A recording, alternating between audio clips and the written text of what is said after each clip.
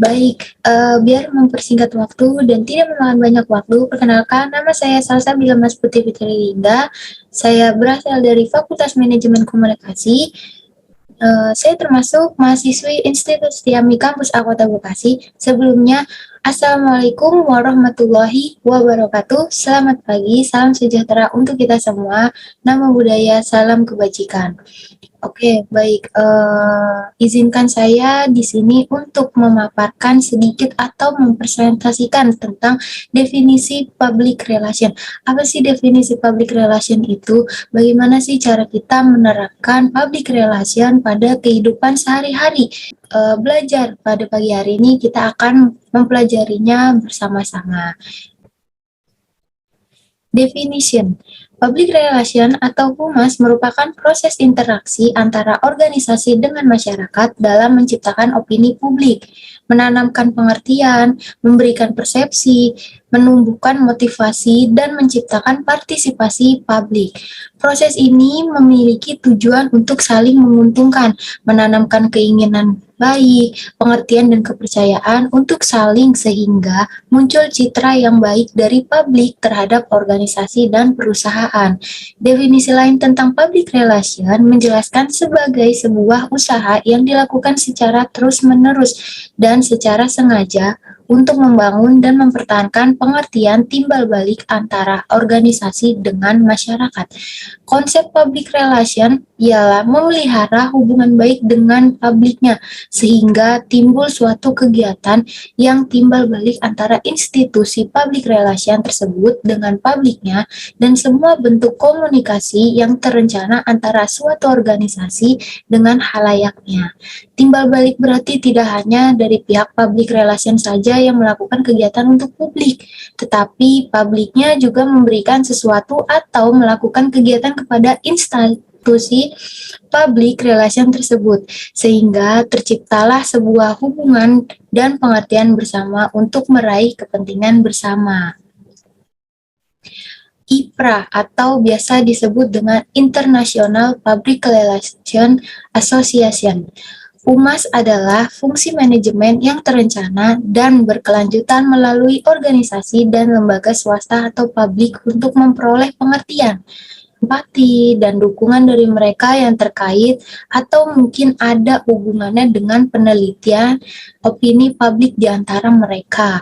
Humas adalah seni menciptakan pengertian publik yang lebih baik sehingga dapat memperdalam kepercayaan publik terhadap suatu individu atau organisasi. Di sini juga terdapat fungsi humas. Yang pertama ada memberikan penerangan kepada masyarakat. Itu bagaimana sih cara kita menerapkan penerangan atau pada kehidupan masyarakat. Yang kedua ada melakukan persuasi untuk mengubah sikap dan perbuatan masyarakat secara langsung. Berarti tandanya kita harus langsung observasi ke tempatnya. Yang ketiga ada berupaya untuk menginteraksikan sikap dan perbuatan suatu badan dan lembaga sesuai dengan sikap dan perbuatan masyarakat atau sebaliknya. Di sini juga terdapat contoh atau iklan pada peranan humas yang terdapat pada iklan Lifebuoy berbagi sehat. Tandanya kita aktif dalam membangun atau saling mengingatkan tentang bagaimana cara menjaga kebersihan itu. Yang kedua ada iklan KFC.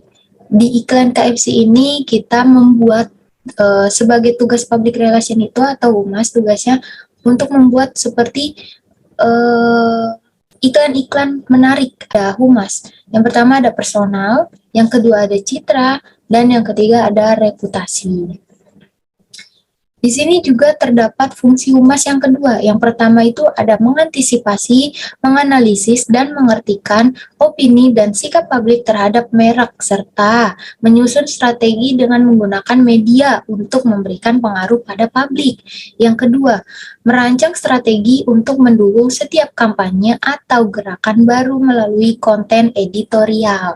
Yang ketiga, menulis dan mendistribusikan siaran pers. Yang keempat, membuat atau menyusun penulisan pidato.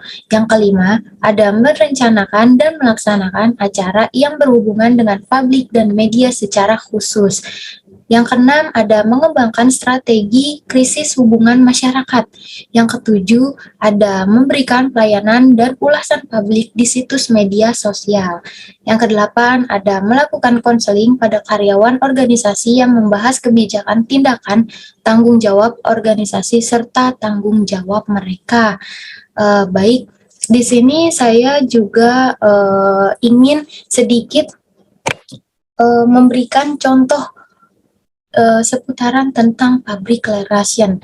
Yang pertama itu ada membina hubungan ke dalam. Apa sih membina hubungan ke dalam itu?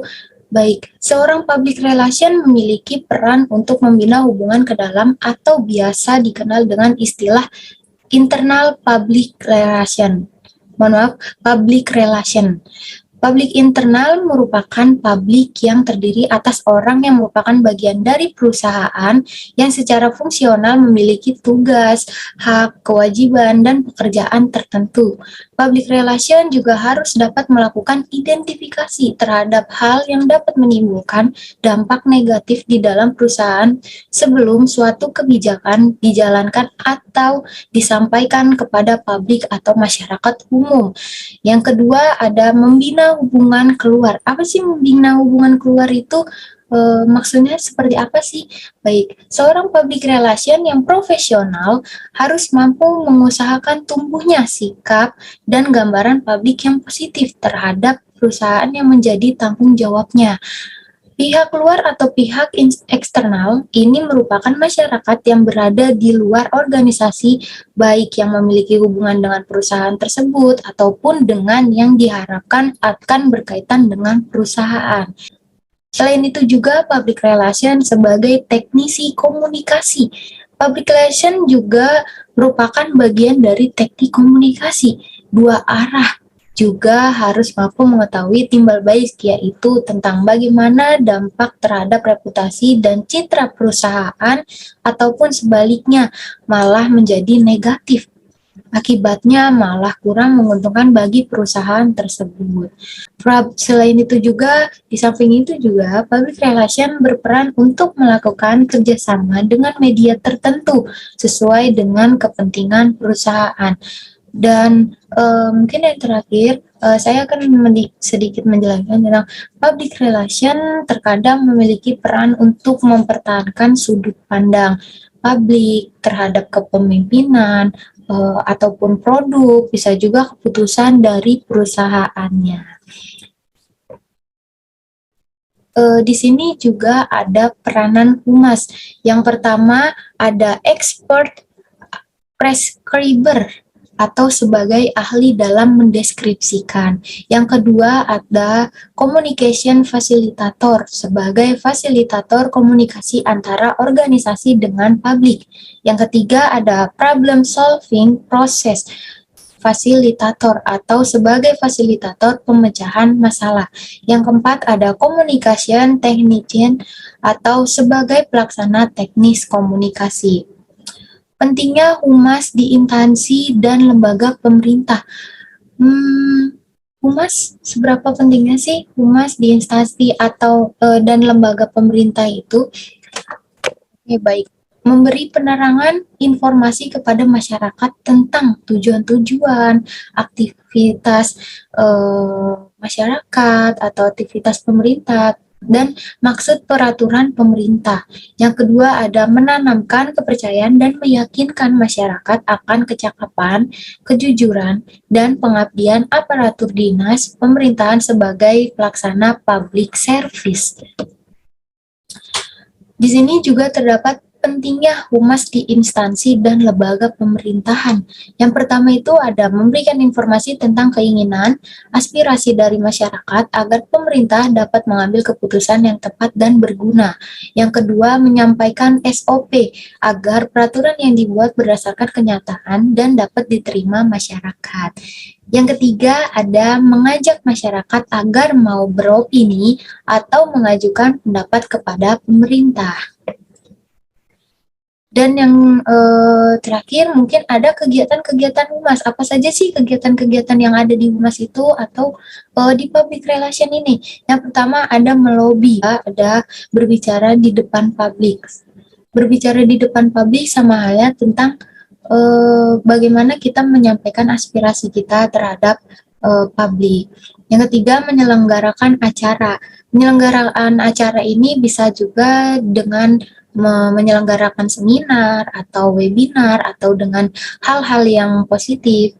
Yang keempat ada menyatakan pernyataan tertulis. Yang A membuat kesan atau image, yang B sosialisasi pengetahuan dan pengertian, yang C menciptakan ketertarikan, yang D penerimaan, dan yang terakhir ada menarik empati. Baik, karena sudah di penghujung waktu, saya selaku mahasiswi Institut Tiami Kampus A Kota Bekasi ingin meminta maaf jika ada kekurangan dalam memaparkan atau mempresentasikan sedikit tentang materi public relation ini.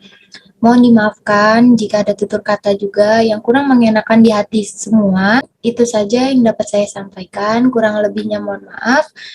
Wabillahi taufiq wal hidayah. Wassalamualaikum warahmatullahi wabarakatuh. Semoga sehat-sehat semua yang ada di rumah dan selalu menjaga protokol kesehatan agar kita terhindar COVID-19 ini. Bye.